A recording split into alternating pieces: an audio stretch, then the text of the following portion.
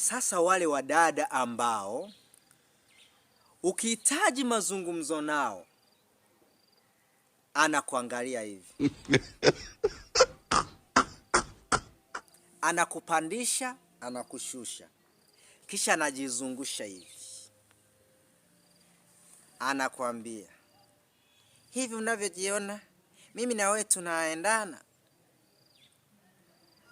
Fimbo zao uwaga tunazichukua, tunatunza, kwa sababu tunajua wanataka nao wakiwapata niku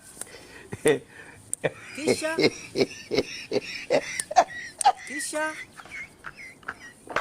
halafu wanawacha wakisha kuwa na ndo wanakuja wanatukimbilia. Sasa hapo ndo tunachukua zile fimbo na sisi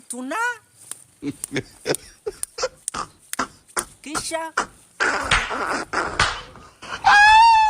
ndo unakuta wanasema wanaume wote ni mbwa. Wanaume mbwa. Miaka inaenda, nakuta mwisho mdada mashavu yanamshuka. Sasa nataka mwanaume yeyote, ili mradi au anapumua tu. Hapo ndipo tunaweza tukawa